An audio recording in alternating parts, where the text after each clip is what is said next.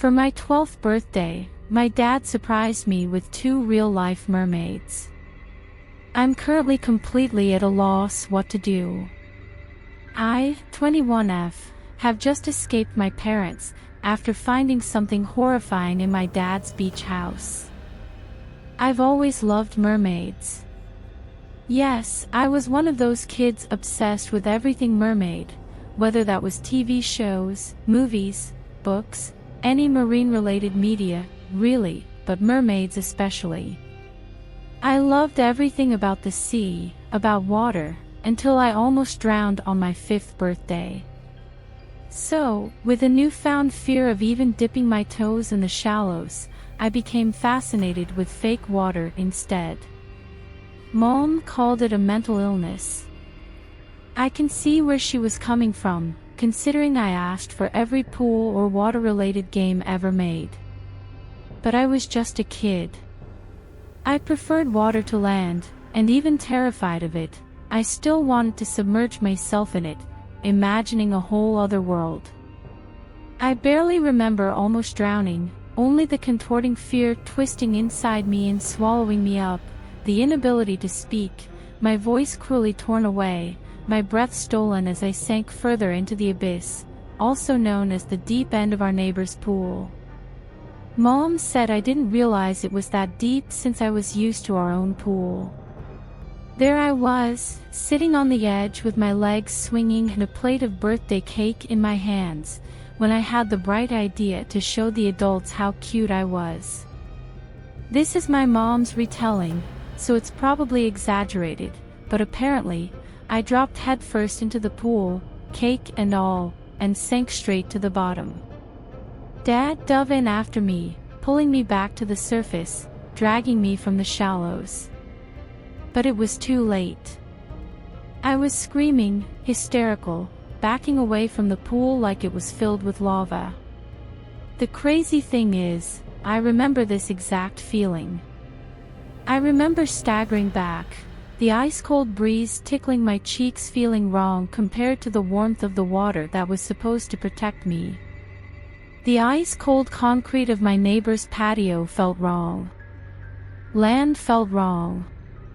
The water, that had almost killed me, felt right, and I could never understand why. Instead of caressing me, this cruel underwater world had dragged me down, down, down, squeezing my lungs and stealing my air, crushing instead of cradling me. I avoided water and didn't go near any pool after that, even ours, the very one I used to spend every spare hour splashing around in. When Mom tried to bathe me, I insisted on the water being ankle-deep, with her using a cup to rinse my hair as I tilted my head back, squeezing my eyes shut. According to Mom, I would scream until my throat was raw if there was too much water. Even washing my hands and brushing my teeth, I remember timing the flow just right, so I could stick my toothbrush or soapy hands under, count 3 elephants, and then dive out of the bathroom.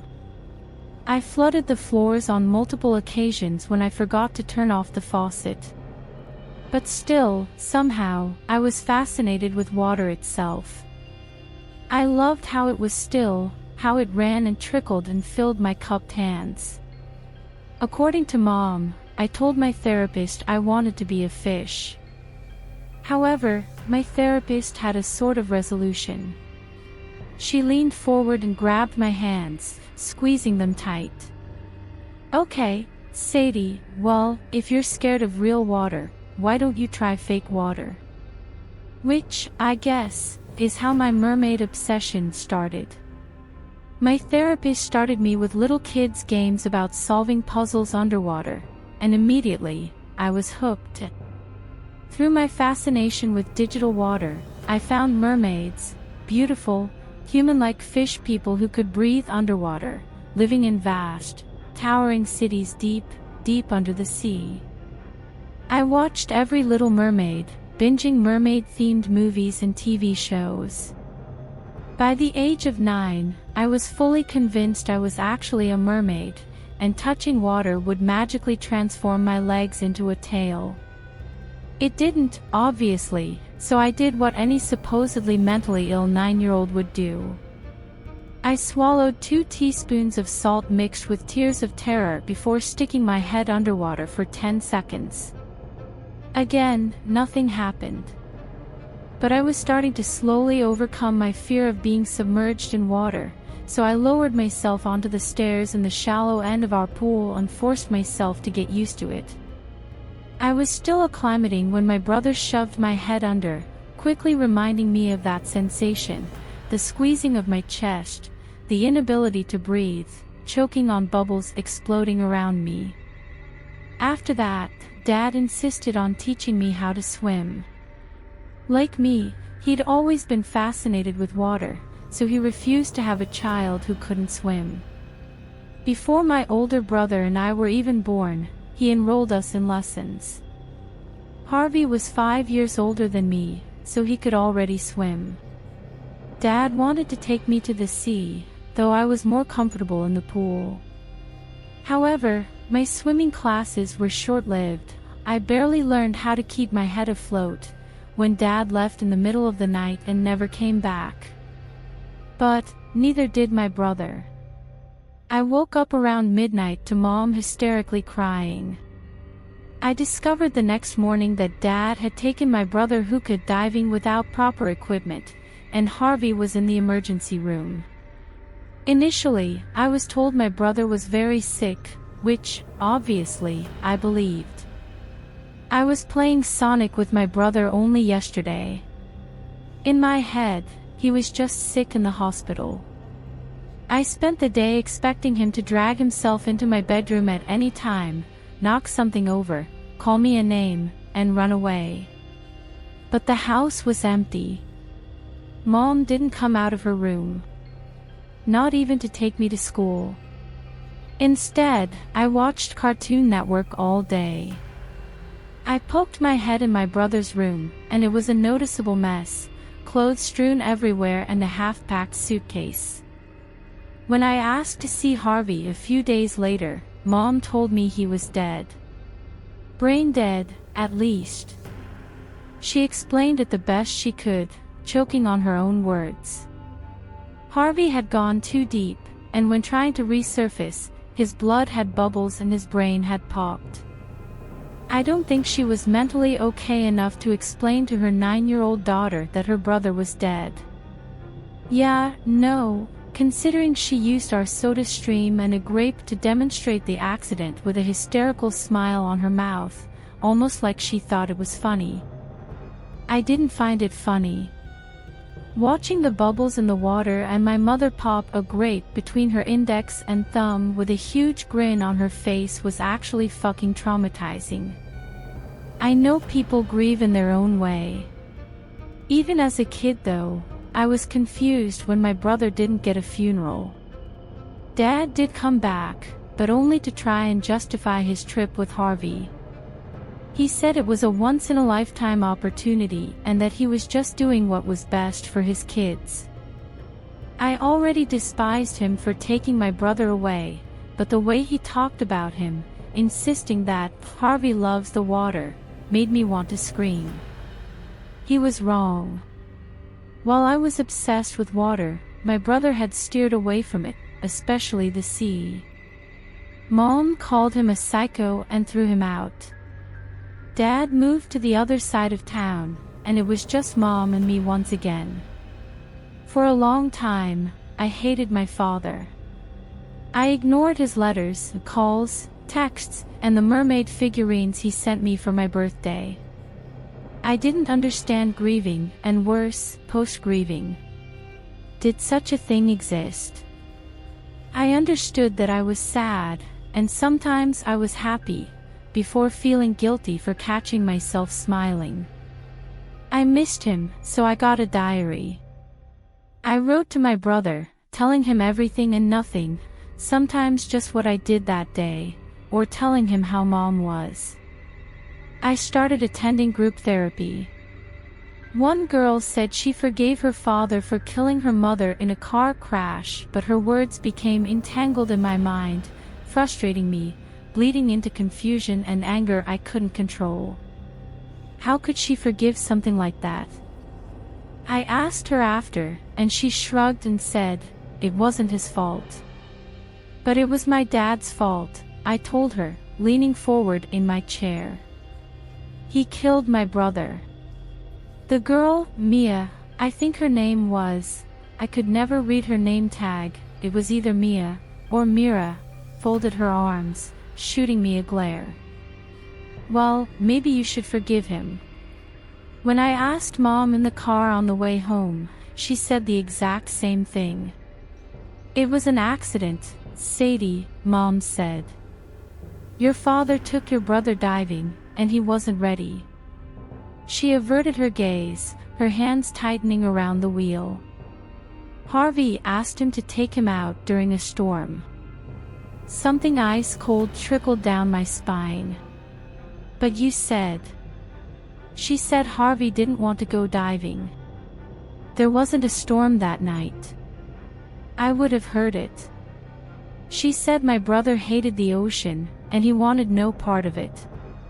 Mom's eyes darkened, and she opened her mouth like she was going to speak, before changing the subject, flicking on the radio. Do you want to get takeout tonight? I wanted to question her, but I didn't even know what to ask. But then I was questioning my own memories. Did Mom say what I remembered, or did I mishear her?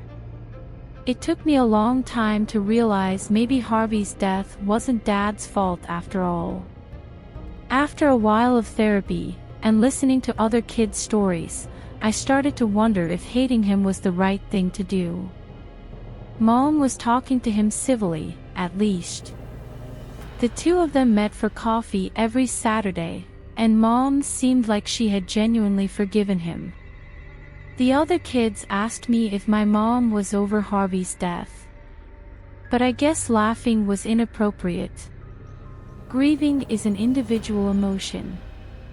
Mr. Prescott, our therapist, kept saying, when I was on my knees giggling into the prickly carpet, was my mother over my brother's death?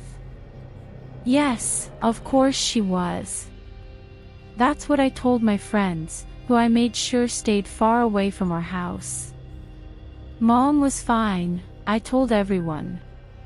She was completely fine, and definitely not slowly losing her mind, insisting on buying a giant aquarium for her room and named her new pet flounder fish Harvey. Mom isn't crazy, I told myself, which became my mantra. She just had her own way of grieving. Besides, I did like Harvey. He was pretty cool for a fish, always waiting for me behind the glass when I got home from school. Mom isn't crazy. That's what I told myself, again, when I caught her opening the tank and trying to fish Harvey out of the water to hold him. Unlike other fish though, he didn't freak out or squirm, instead staying cupped in her hands. So, no, I finally admitted to my therapy class, bursting into tears. Mom definitely wasn't over my brother.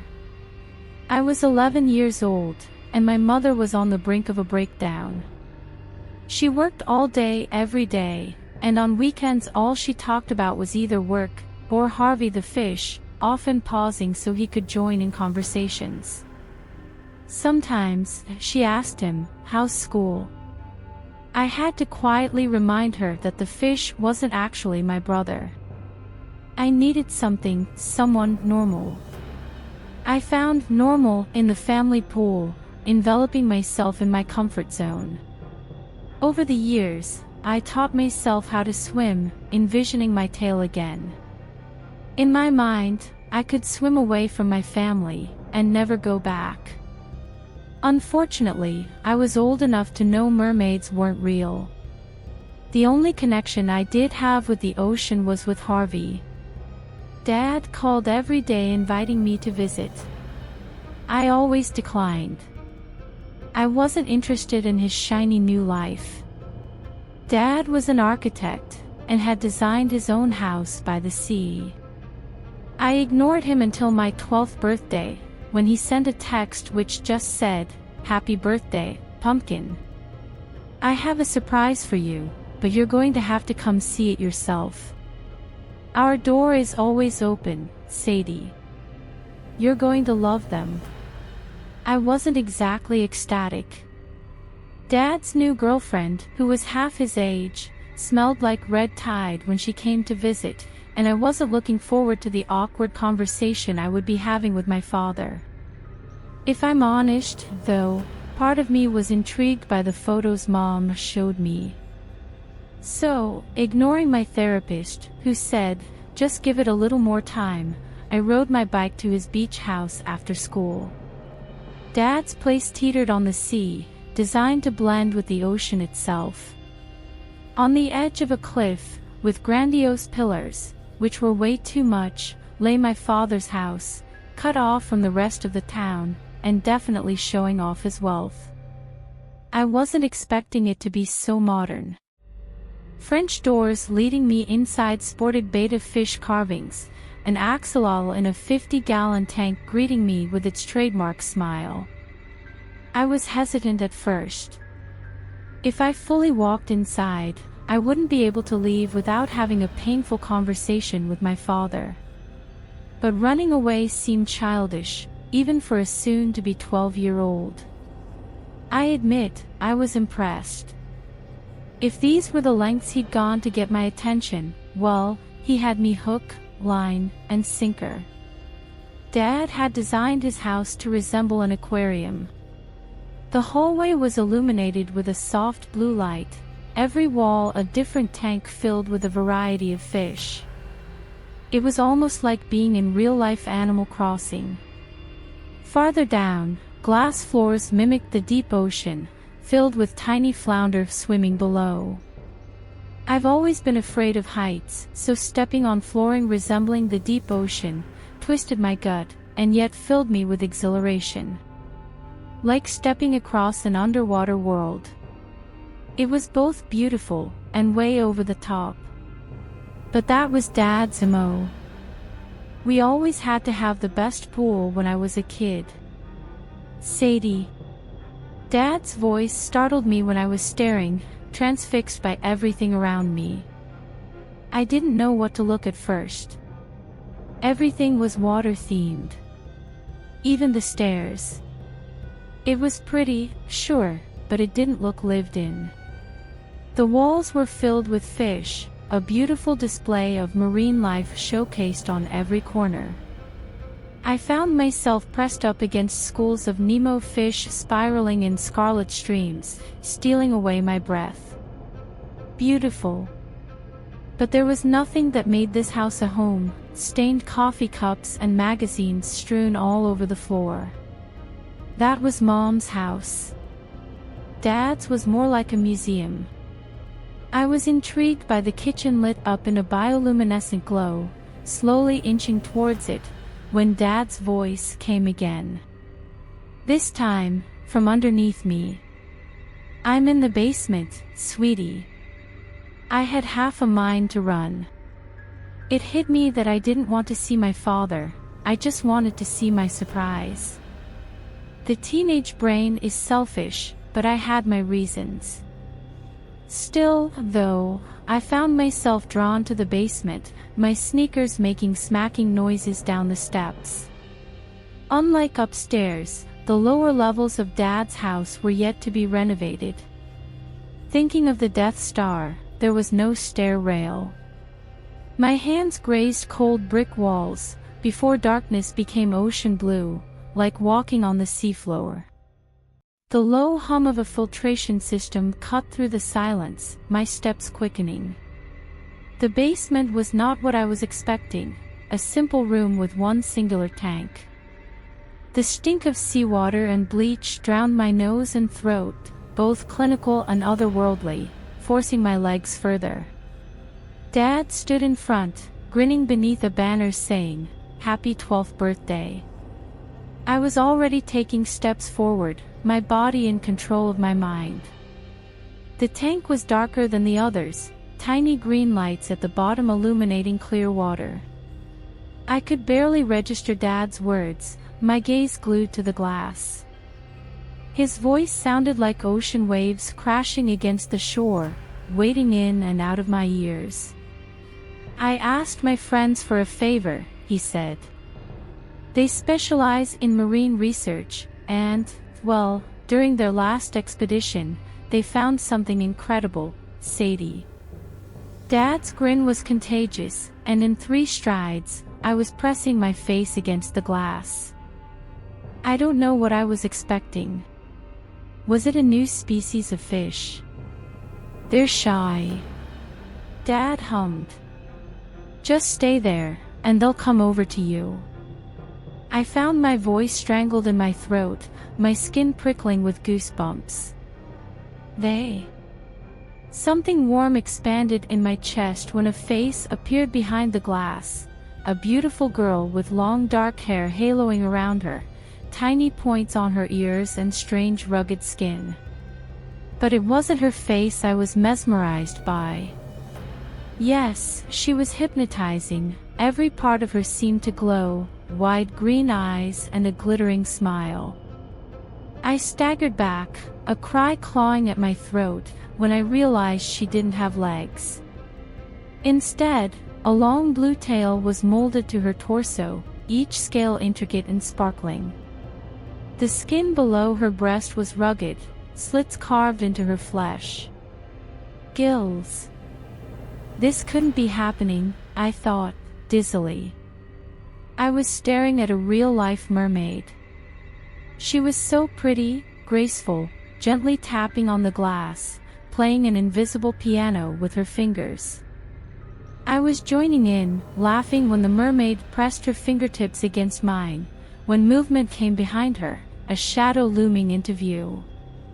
It was a boy this time, dark brown hair billowing around him adorned with seaweed, a green tail in place of legs. There was a noticeable scar on his throat.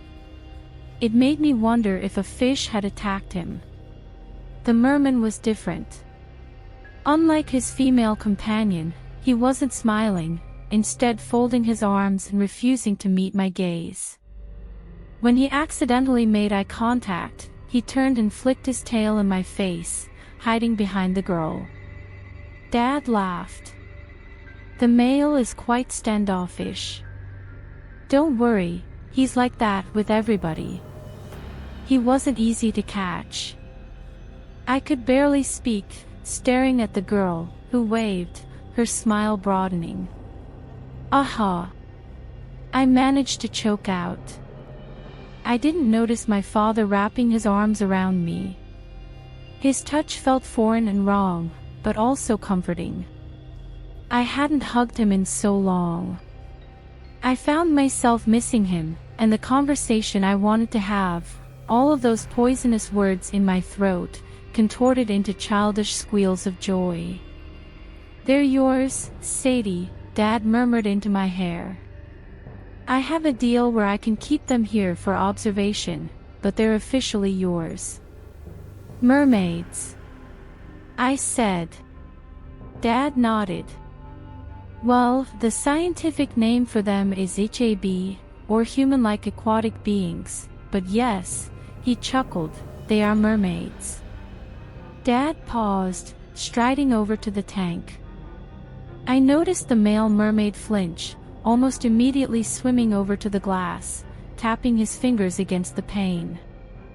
I joined him, raising my fingers while watching his dark brown curls fly around him, bubbles escaping his mouth when he parted his lips in what I think was a greeting.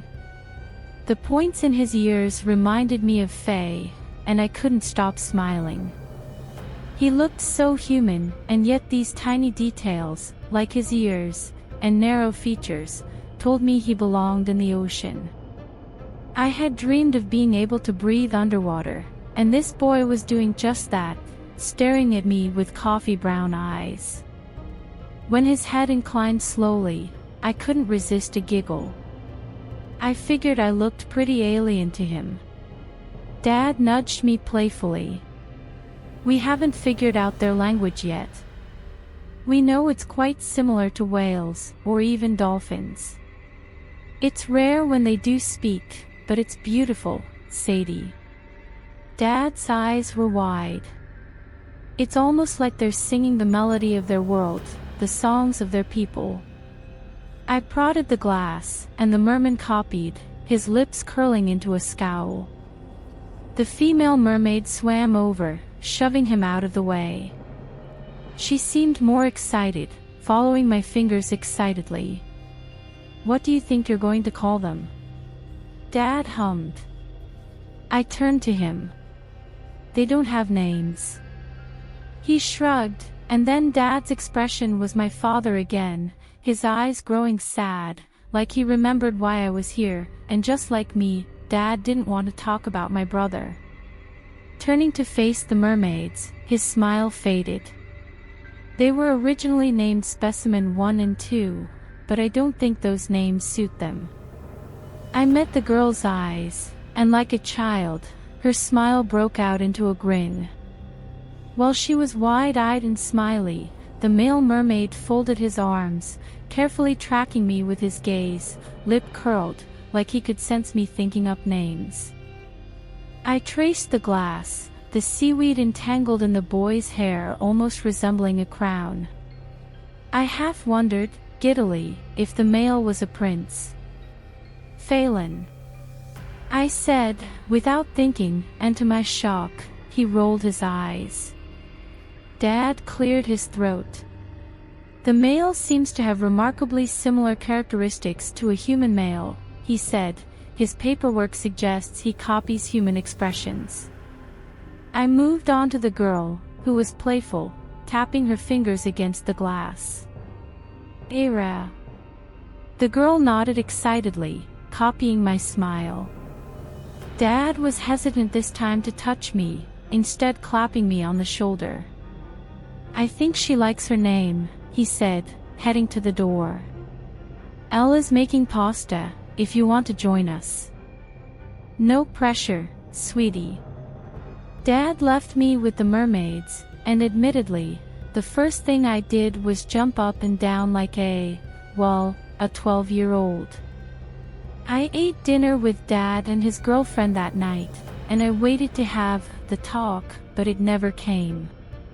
In fact, when I visited the following weekend, everything I wanted to tell him was suffocated by the beings in his basement. I spent hours with the two of them, talking to Era about everything from school to my worries about my mother. She would nod and try to listen, her eyes wide, like she could understand me. I figured that wasn't the case when I lied and told her an asteroid was going to destroy the planet, and she nodded excitedly, lips spreading into a grin. Sometimes, she copied me. When I laughed, she did too, or she tried to. I don't think it was easy for her under the water. I started missing therapy sessions to spend time with the mermaids, but it was only Era who engaged with me, always waiting for me when I arrived, sometimes asleep, curled up at the bottom of the tank. Phelan, meanwhile, completely ignored me, instead spending all of his time either scowling at me or closer to the surface. I caught him trying to swim up several times, only to dive back down, returning to his little spot to continue brooding. As I got older, I expected the mermaids to age, too. But instead, they seemed to be physically frozen around what looked like the ages of early 20s, judging from their looks. I turned 13, and I spent every summer and weekend with them.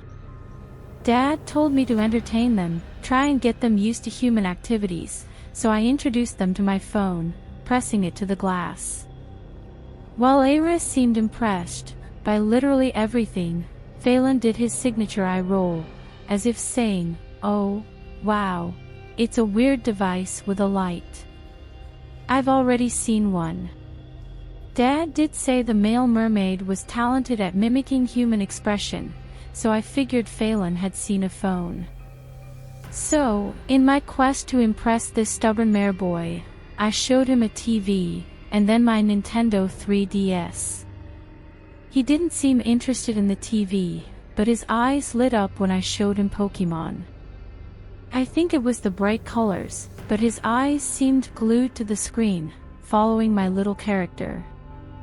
I made an unspoken pact with him. I showed him Pokemon, playing it with him every time I visited, and he stopped with the scowling and the rolling of the eyes. Phelan didn't stop being an asshole, but every time I stepped into the basement, it was him who was waiting, eagerly, his face pressed against the glass. When he saw me, the merman leaned back, pretending he wasn't waiting for me. I showed him a new game, Zelda, and he surprised me with the smallest of smiles, his eyes glued to my screen. Era sometimes joined us, but she grew bored easily, either falling asleep or swimming up to the surface. After introducing him to video games, Phelan was a lot more animated.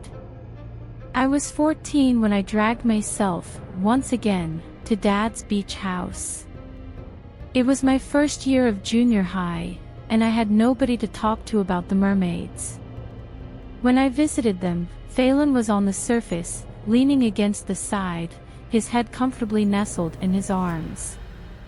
I noticed the tank was open, so it must have been feeding time.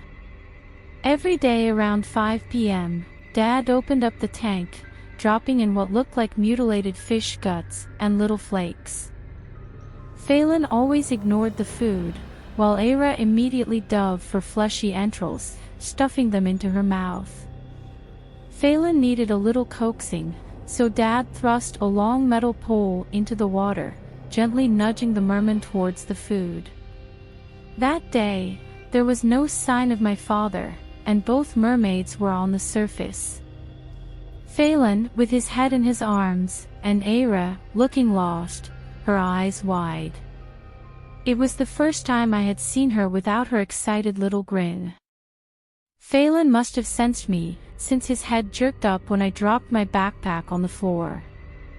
This was the first time I'd seen him fully on the surface, but when he locked eyes with me, I realized he was panting, struggling to breathe, his fingers gingerly prodding at his throat. The air must have been hurting him, I thought. He wasn't used to our air, so why was he so insistent on staying on the surface? Stupid boy. I made my way over to the tank, and to my surprise, he swam over, sticking his head over the side. Phelan made a choking sound, and I understood he was trying, and failing, to mimic our language. He tried again, his eyes strained, lips parting, but no words came out, only strange guttural noises I could almost mistake for words. This happened twice. The second time, the tank was half shut, but Phelan broke the surface when he saw me come in, parted his lips, and tried to speak, seemingly frustrated with his inability to mimic human speech. He tried again, and this time I could see he was visibly struggling to stay on the surface. Era, to my confusion, pulled him back under the water, and to me, pointed upwards. I did my best to communicate with her, just like Dad told me. I had to speak with my hands instead of my mouth. "You want me to open the tank?" I said, motioning upwards. "Sadie." Dad joined me, carrying a bucket full of entrails. He dumped the food in the tank and shut the lid all the way, flashing me a smile. "I know they're pretty to look at, but they're also dangerous," he nodded to Phelan, who ignored the food, instead pressed against the glass, glaring at my father. "These beings are carnivores, sweetie. I don't mean to scare you, but I don't think swimming with them would be a whole lot of fun." I found myself nodding, watching sharp red dilute the depths, Era snatching up tangled fish intestine. I watched her eat it, sharp incisors biting through a cloud of red obscuring my vision and spreading around her. The smile on her face no longer looked playful. She looked happy to be eating, and something ice-cold trickled down my spine when her eyes met mine, this time not with curiosity, but something else entirely, something I was in denial of. After that day, I guess I started to grow up. The mermaids in my dad's basement were beautiful, yes, but all signs pointed to them also trying to lure me into their tank. Dad didn't say they will eat you, but he did supervise my visits from then on, making sure I kept my distance. The two of them didn't change, but my childhood fantasy of friendly fish people darkened to a more plausible reality. Phelan and Era were not my friends, nor were they my presents. I was the naive prey who was almost fish food. I stopped visiting after Phelan started gesturing me inside their tank. I wanted nothing to do with them. Growing up, I still saw them during holidays. But the basement was filling up with other things, my dad's belongings and my toys from childhood. I saw them once before college, the two of them slamming themselves against the tank when I walked in. I couldn't tell if they were excited or hungry. Era's eyes were almost sad, her lips parting as if to say, "You left us." Phelan tapped the glass, cocking his head. I noticed his scar was bigger. Maybe Dad accidentally caught it when he was coaxing the merman to his food. I think Phelan knew it was a goodbye. He didn't understand the concept of college, and I wasn't going to try to explain it to him. I left them like that, and never went back. Over these years, I wondered if Dad had released them back into the sea. Ever since I left home at 18, I've been flying to and from college every couple of months, due to a respiratory condition that came out of nowhere. I thought it was the mold in my college dorms, but when I moved to another room, I still found myself waking up, choking on air, like my lungs refused to work. Numerous scans informed me I'm completely healthy, and all the doctor can give me is an inhaler. I was supposed to meet with a specialist in town anyway, so I figured I would pay Dad a visit. I headed back to Dad's beach house with the excuse to pick up some old trinkets I left behind. There was no sign of him, so I let myself in, making my way down to the basement. Dad had changed the lighting to a duller blue, and immediately, I was comforted with the familiar stink of salt water and strong bleach that smelled right. The stairs were wet, I noticed, slowly making my way down to the basement.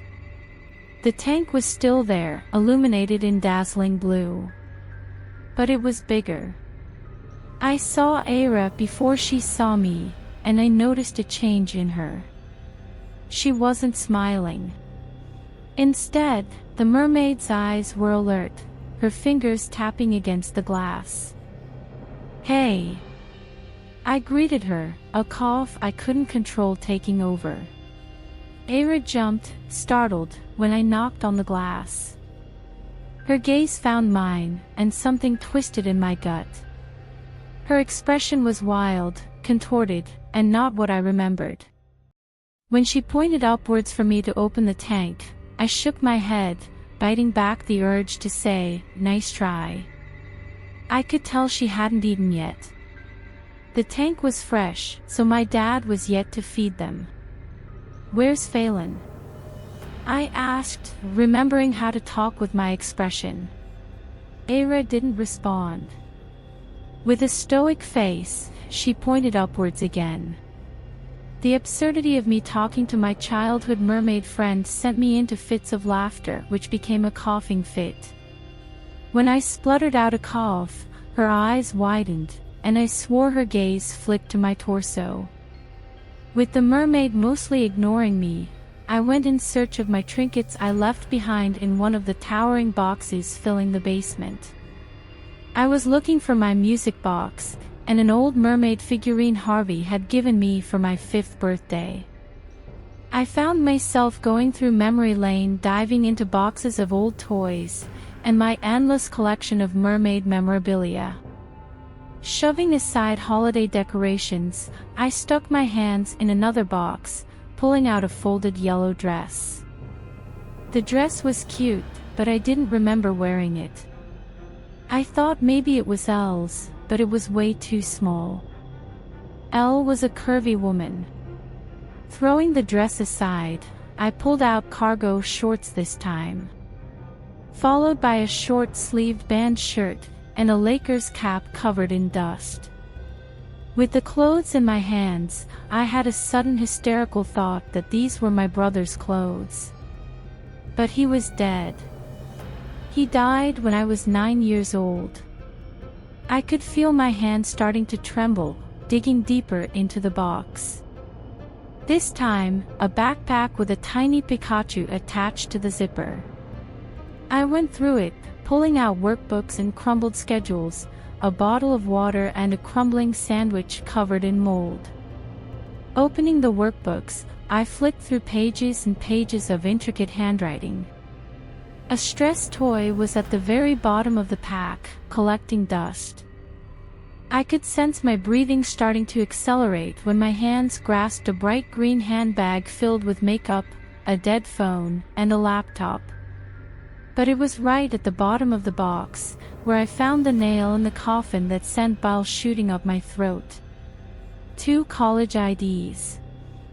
The first, neat and looked after, on a red string, belonged to a scowling 22-year-old English major, Matthew Whittam. The second ID tag, covered in scribbles and doodles, was 23-year-old Quinn Cartwright, a smiling brunette, who, according to her tag, was a film student. The tag slipped out of my hands, and I puked, heaving up my mediocre dinner. Era and Phelan. The beings in the tank were not mermaids. They were human. Before I could stop myself, I grabbed the clothes again, the yellow dead with noticeable smears of red on the collar, and the cargo shorts torn and bloodied when I turned them inside out. I don't even remember standing up. With the ID tag in my hands, I stumbled over to the tank, pressing Era's identity against the glass. But she didn't even recognize herself, slowly cocking her head to the side. This hurt, a pang in my chest physically squeezing my lungs. This time, I opened the tank, and the girl broke the surface. She didn't speak, because she couldn't, instead flailing her arms. I thought back to the scar on Phelan's throat, and I felt sick to my stomach. Instead of speaking, Era pointed to the door, her eyes wide and desperate. "It's okay," I told her calmly. "Where's Phelan?" When her eyes narrowed to slits, I caught myself.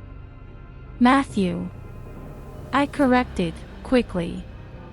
"Where is Matthew?" Before she could respond, my father's voice sounded from upstairs, followed by what sounded like muffled screaming.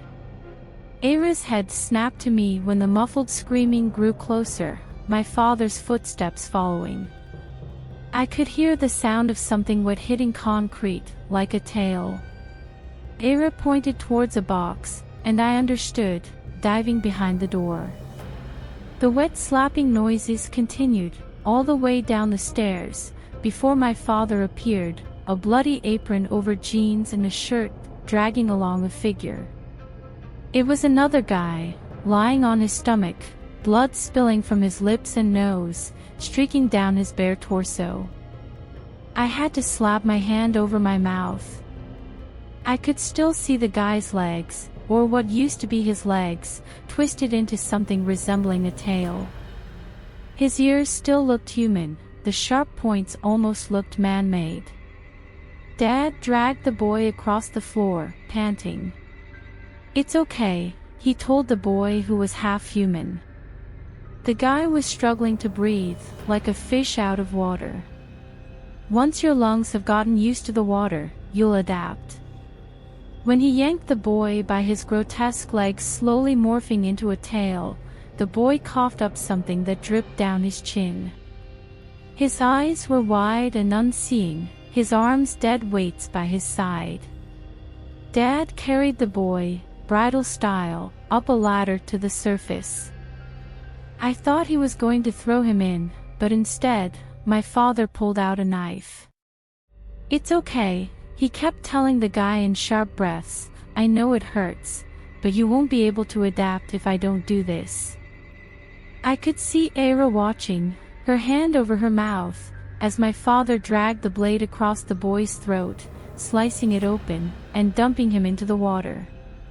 The boy sank, his body bent in an arch, sharp red blooming around him.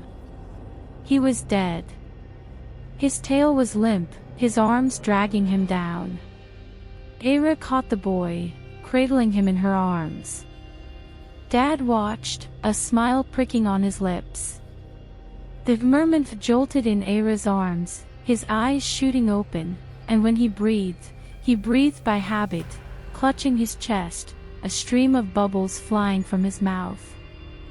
When the nameless boy caught hold of himself, he pounded his fists against the glass, lips parting in a silent cry. Dad ignored him, dumping fish guts into the water, and forcing him to eat them. It struck me why Phelan and Era were only alert when they didn't eat. My father was drugging their food, keeping them docile. He had cut their voices directly from their throat, carved into their bodies, cruelly molding them into my stupid fucking childhood fantasy. When my dad left them, Era tried to tell me to stay to help her calm down the new merman, who kept pounding his fists against the glass. But I think part of her wanted me to hunt down her companion.